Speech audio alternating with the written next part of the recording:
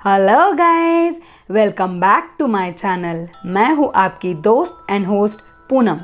आज मेरे चैनल के इस फ्रेश वीडियो में मैं आपका बॉटम ऑफ माय हार्ट से वेलकम करती हूँ। दोस्तों, आज जिस मूवी का हम डिटेल एक्सप्लेन देखने वाले हैं वो 2022 की एक American super natural horror film है जिसका नाम है मेन। इस मूवी के सभी सीन्स रिमोट लोकेशंस पे नेचर की गोद में शूट हुए हैं। इस स्टोरी में हॉरर क्रिएट करने के लिए किसी भी तरह के स्पेशल इफेक्ट्स का इस्तेमाल नहीं हुआ है, जो इस स्टोरी का एक प्लस पॉइंट है। एक विडो औरत अपने पति को खोने के बाद कुछ रिलैक्स पल गुजारने के लिए हॉलिडे पे जाती है। वहाँ उसके साथ किस तरह से अजीब अजीब घटनाएं होती है और उस वजह से वो कैसे डिस्टर्ब होती है, इस पर यह स्टोरी बनी है। तो चलिए अब बढ़ते हैं स्टोरी की तरफ। मूवी के पहले सीन में हमें एक लड़की दिखाई देती है जिसका नाम होता है हार्पर। वो उसके घर पर होती है और वो हमें थोड़ी टेंशन में दिखाई देती है। उसको हल्की सी चोट भी आई थी। वो अपने घर के विंडो के पास जाती है, तब उसको उसका हस्बैंड टेरेस से नीचे गिरता हुआ दिखता है जिसका नाम होता है जेम्स, और नीचे गिरकर जेम्स मर जाता है और वहीं सीन कट हो जाता है।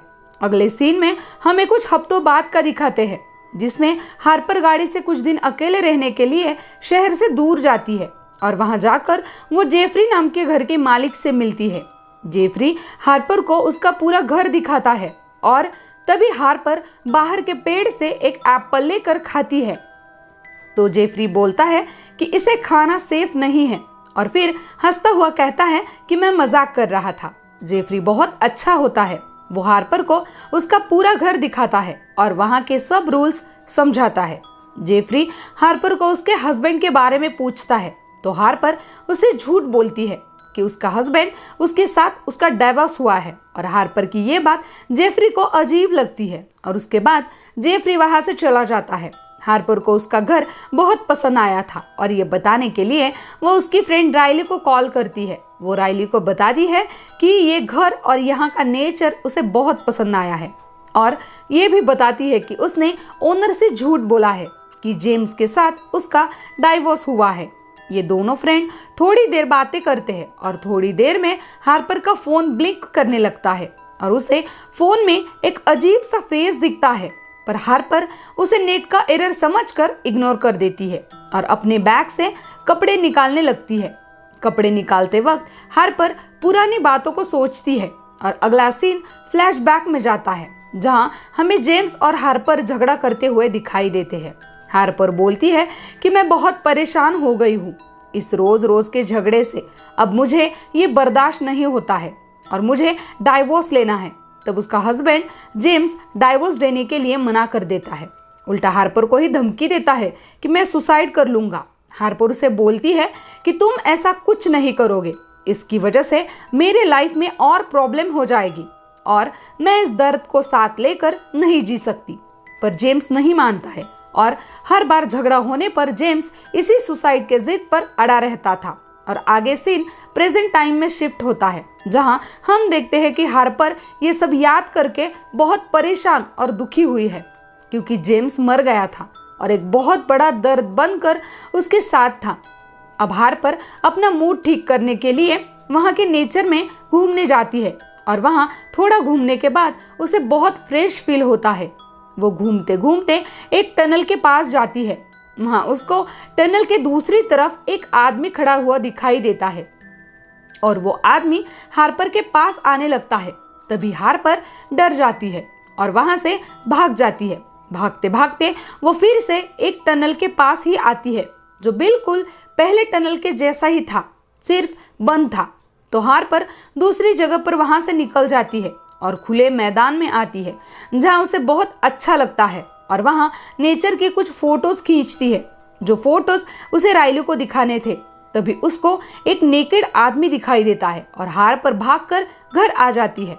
घर आकर वो नहाने के लिए बाथरूम जाती है और वहाँ उसे जेम्स के मरने के वक्त की बातें याद आने लगती है। और थोड़ी देर के बाद हार्पर अपना काम करने लगती है और हमें दिखता है कि उसके घर के बाहर वो नेकेड आदमी आया है और वो वहाँ घूम रहा है। हार्पर को काम करते वक्त राइली का कॉल आता है और हार्पर उसे वीडियो कॉल करके घर दिखाती है। तभी उसकी नजर उस नेकेड आदमी पर पड़ती है और वो कॉल कट करती है और उस आदमी को देखकर बहुत परेशान हो जाती है। तभी वो पुलिस को कॉल करती है। तभी वो नेकेड आदमी घर में आने की कोशिश करता है और सीन फ्लैशबैक में जाता है। उसमें हार्पर ने राइली को कॉल किया होता है और वो उसे बताती है कि वो जेम्स के साथ खुश नहीं है। उन दोनों में हमेशा झगड़ा होता है। इन दोनों की ये बातें जेम्स सुन लेता है और हार्पर के हाथ से मोबाइल छीन लेता है और बोलता है कि हमारी ये बातें तुम तुम्हारे फ्रेंड्स को क्यों बोल रही हो, और वो हार्पर को पंच करता है। हार्पर नीचे गिर जाती है और सीन वापस प्रेजेंट टाइम में शिफ्ट होता है जिसमें पुलिस आई होती है और उन्होंने उस नेकेड आदमी को पकड़ा होता है। अंदर लेडी ऑफिसर हार्पर का स्टेटमेंट लेती है। तब हार्पर बोलती है कि मैंने इस आदमी को टनल में भी देखा था, ये मेरा पीछा करते हुए यहाँ पे आया है। और वो बोलती है मैं बहुत डर गई हूँ। उसकी ये बातें सुनकर लेडी ऑफिसर बोलती है कि आपका डरना जायज़ है, पर वो आदमी किसी को नुकसान पहुंचाने वाला नहीं था। वो बहुत कंफ्यूज था और हमने उसे पकड़ लिया है। अब आपको डरने की कोई बात नहीं है। और वो लेडी ऑफिसर चली जाती है। उसके बाद हार्पर अपनी फ्रेंड राइली को कॉल करती है और उसको इस हादसे के बारे में बताती है। तब राइली भी थोड़ी टेंशन में आ जाती है, पर हार्पर उसे समझाती है कि वो आदमी हार्मलेस था, इसलिए डरने की कोई बात नहीं है और वो अब बाहर घूमने के लिए जा रही है। हार्पर की ये बातें सुनकर राइली का टेंशन थोड़ा कम हो जाता है और हार्पर बाहर घूमने के लिए जाती है। घूमते घूमते वो एक चर्च में पहुंच जाती है। वहां उसे एक पत्थर में शिल्प दिखाई देता है, जो पत्थर के एक साइड में मेल और दूसरे साइड में फीमेल ऐसी आकृतियां होती है और आगे वॉल पर एक ग्रीन मैन और मदर नेचर की फोटोज होती है। हार्पर चर्च में बैठ जाती है और अपने लाइफ की पुरानी बातों को याद करती है और सीन फ्लैशबैक में चला जाता है जहां जेम्स उसे पंच मारता है और पंच मारने के बाद तुरंत ही वो शर्मिंदा हो जाता है और हार्पर को सॉरी बोलता है। पर हार्पर उसकी बात नहीं मानती और उस पर गुस्सा हो जाती है और उसे बाहर निकाल देती है। उसके बाद जेम्स टेरेस पर जाता है और सुसाइड करता है और यहीं पे उसकी मौत हो जाती है। यही बात सोच सोच कर हार्पर बहुत परेशान हो जाती है और रोने लगती है। उसकी ये सभी हरकतें बाहर खड़ा वाइकर नाम का आदमी देख रहा होता है।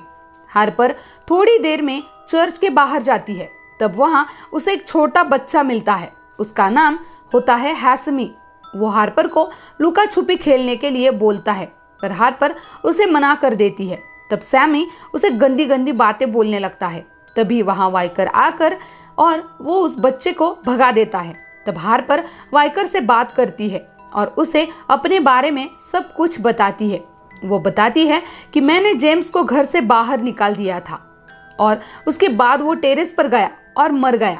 पता नहीं उसने सुसाइड किया या उसका पैर फिसल गया, पर यह बहुत बड़ा दर्द उसके साथ रह गया है और वो रोती रहती है। तब वाइकर उसे कुछ अच्छी बातें बताता है और थोड़ी देर बाद वो बोलता है कि तुम्हें दुखी होना ही चाहिए क्योंकि तुमने ही उसे घर से बाहर निकाला था। मर्द औरतों को मारते हैं, ये कोई गुनाह नहीं है। तुमने जेम्स को माफ कर देना चाहिए था। वाइकर बोलता है कि उसके मरने के लिए तुम ही जिम्मेदार हो। वाइकर की ये बातें हार्पर को बहुत ही अजीब लगती है और वो गुस्सा होकर वहां से चली जाती है क्योंकि सच में वाइकर की बातें गलत थी। हार्पर के चले जाने के बाद वाइकर अजीब ही हरकतें करता है और लिप बाम लगाता है। अगले सीन में हमें एक अंडरग्राउंड में एक नेकेड आदमी दिखाई देता है जिसके चेहरे पर कुछ कट्स होते हैं और वो फिर से एक कट अपने चेहरे पर मारता है और उस पर एक पेड़ का पन्ना लगा देता है। आगे हमें जेफरी एक बार में बैठा दिखाई देता है जहां हार्पर भी आती है।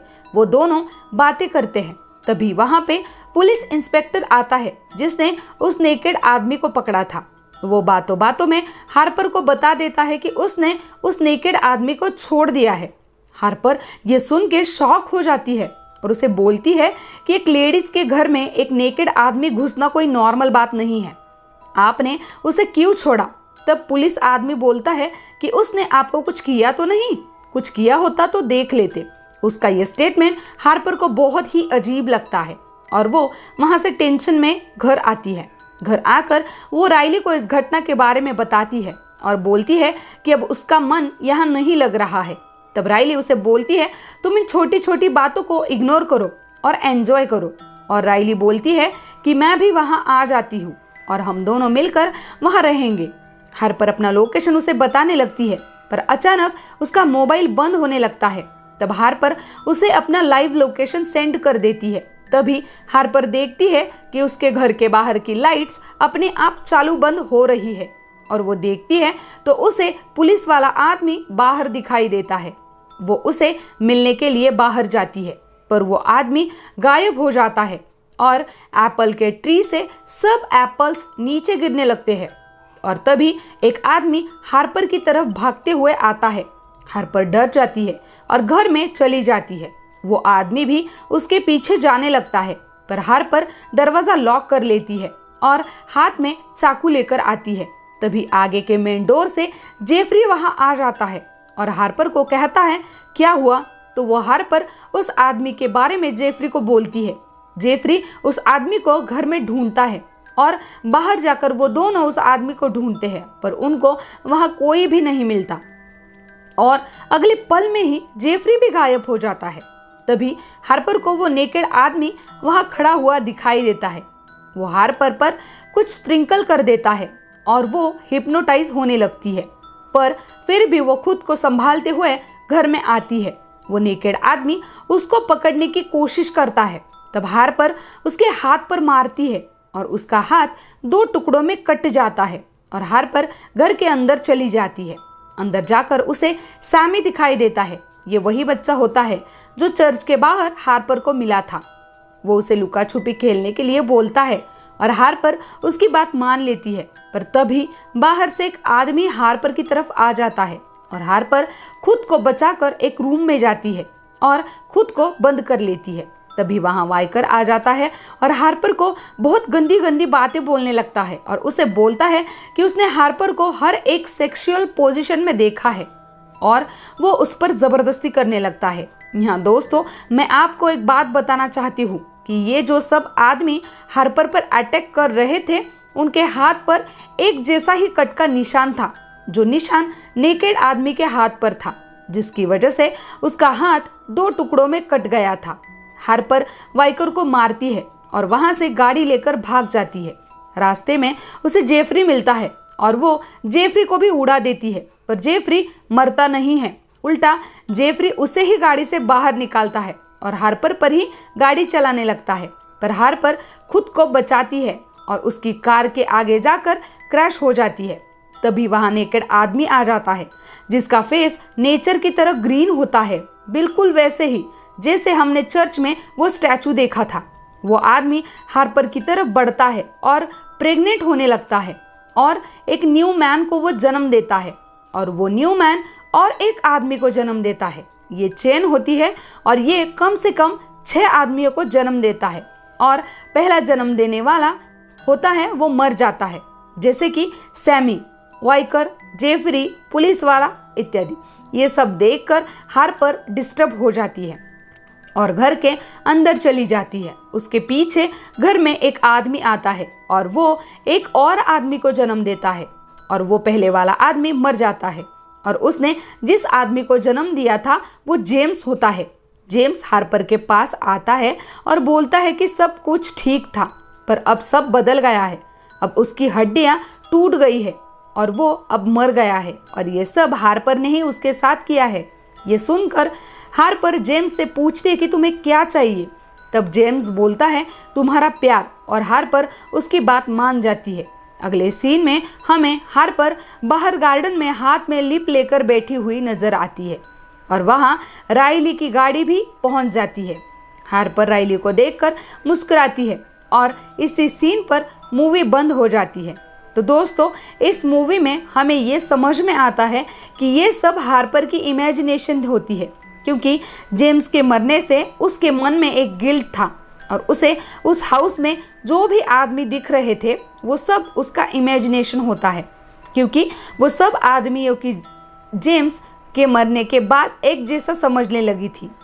उसको उन सब आदमियों में एक जैसे ही निशान दिखते हैं, जैसे जेम्स की बॉडी पर मरते वक्त थे, जैसे हाथ टूटना, पैर टूटना, फेस उस स्टैचू की तरह दिखना, जैसे नेकेड आदमी का अंत में था। मुझे लगता है दोस्तों ये सब डिफरेंसेस जनरेशन मैन को दर्शाता है। जैसे कि पहला जो आदमी ने जन्म लिया था उसके मन में फीमेल के बारे में क्या ख्याल होते हैं, उसके मरने के बाद दूसरे, तीसरे और चौथे मैन के मन में क्या ख्याल है, ये इस मूवी में दिखाया गया है। और अंत में जन्म लेता है जेम्स, यानी कि ये सब ख्याल का मिला जुला जेम्स का मिश्रण होता है और उसके अंदर ही ये सब अच्छे बुरे ख्याल होते हैं। और अंत में वो हार्पर से प्यार ही चाहता है। और चर्च में जो स्टैचू दिखाए गए थे वो एक तरफ मेल और दूसरी तरफ फीमेल, उससे मुझे ऐसा लगता है कि उनको ये बताना था कि मैन और वुमेन एक ही सिक्के के दो पहलू हैं और फीमेल ही एक अच्छे इंसान को जन्म दे सकती है। और ऐसा भी हो सकता है कि जेम्स घोस्ट बनकर उसके डिफरेंट कैरेक्टर हार्पर को दिखा रहा है और अंत में हमें हार्पर हाथ में मुस्कुराते हुए गार्डन में बैठी हुई दिखती है, जिसका मतलब मुझे ऐसा लगता है कि उसने जेम्स का प्यार एक्सेप्ट करके खुद को गिल्ट से मुक्त किया था। और दोस्तों चर्च में हमने और एक चीज़ देखी थी, ग्रीन मैन और मदर नेचर की फ़ोटो, जिसका अर्थ है कि इस मूवी में हार्पर मदर नेचर है और जेम्स ग्रीन मैन है। इसलिए अंत में मैन उसके पास आता है और हार्पर उसे मना नहीं करती है, क्योंकि इससे नेचर का बैलेंस बिगड़ सकता है। किसी एक के भी पीछे हट जाने से नेचर का बैलेंस बिगड़ सकता है। ऐसा ही इस मूवी में दिखाया गया है। तो दोस्तों आपको ये मूवी कैसी लगी है मुझे कमेंट्स करके ज़रूर बताइएगा।